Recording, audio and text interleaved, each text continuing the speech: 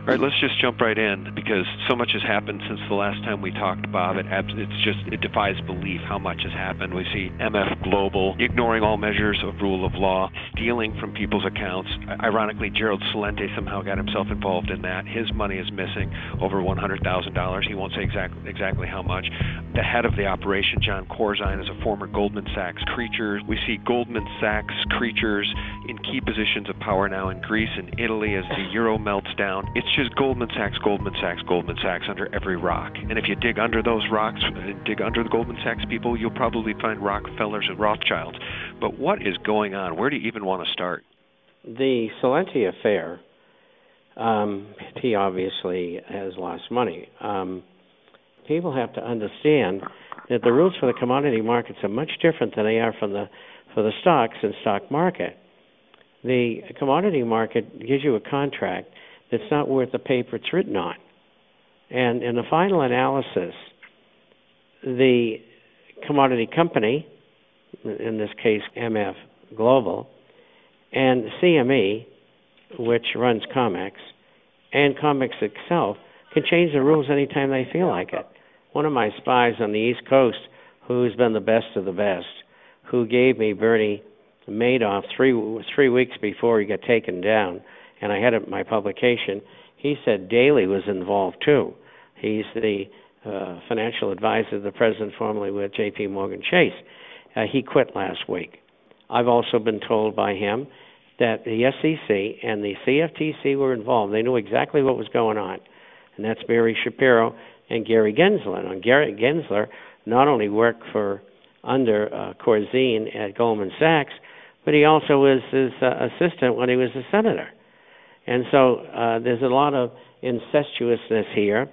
Whether it means anything in the final analysis remains to be seen, but there's a fire going there, and we want to know whether it's going to become a conflagration. You know, on that Gary Gensler point, he came out the other day and said that this is an isolated incident, which is in, polar opposite to Bart Chilton's take on it, which is he thinks there might be much more to the story and that criminal activity took place. So two opposing schools of thought, both at the CFTC. More of the same. J.P. Morgan can do what they want. They have carte blanche to do whatever they want to the silver market, and the CFTC is now sidelined, having to concentrate on MF Global. Their responsibility would have been to catch this before this, disaster happened. On that count, I agree with Barnhart.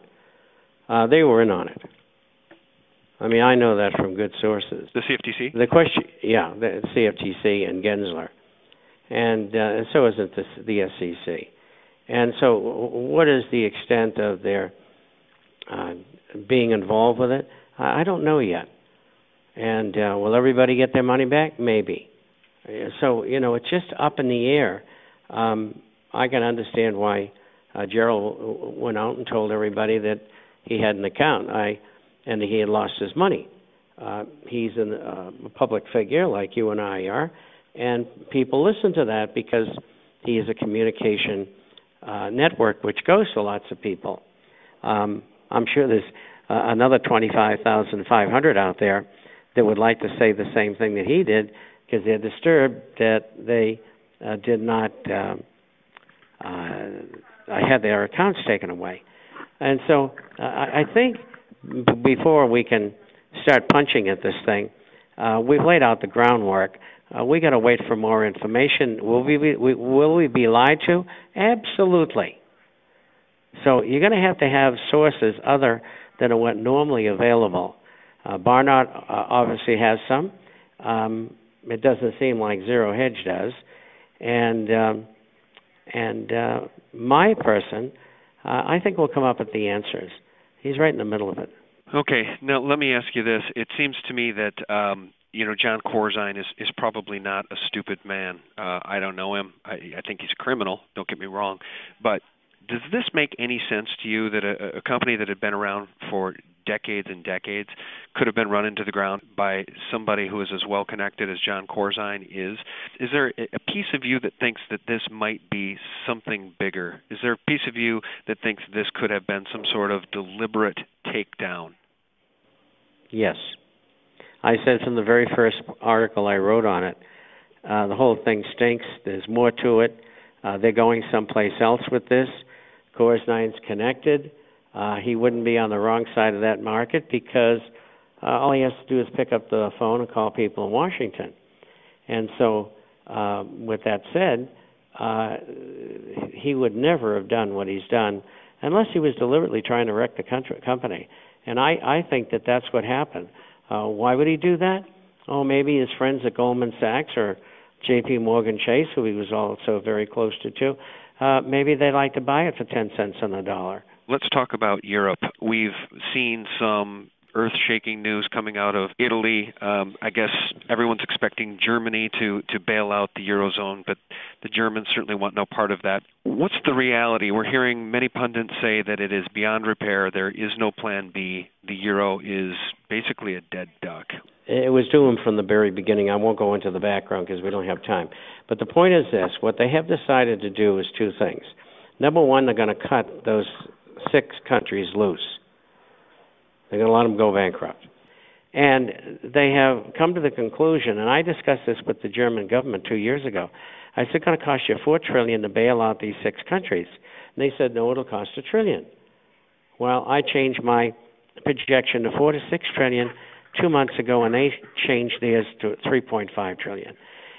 Let's say it's $4 trillion. They can't pay it. Nobody can.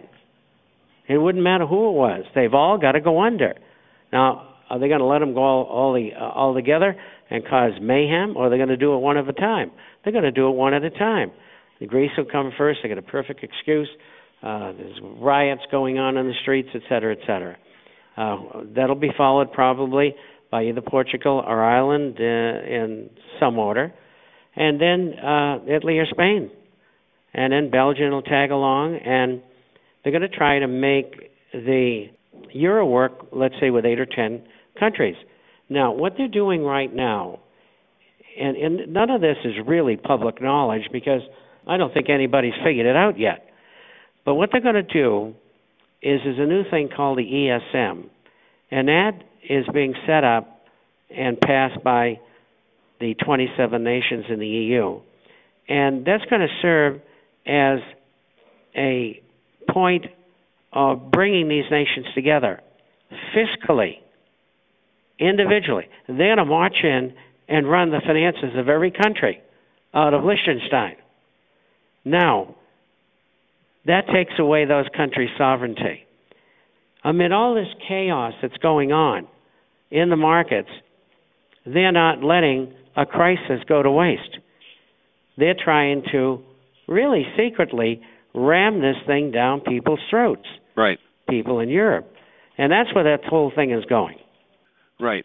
Well, I mean, I'll back you up on that because we see Goldman Sachs with leaders in key positions now in both Italy and Greece. Certainly these guys are peppered throughout our own government. So it seems like Goldman Sachs kind of runs the world at this point. It's true. Yeah.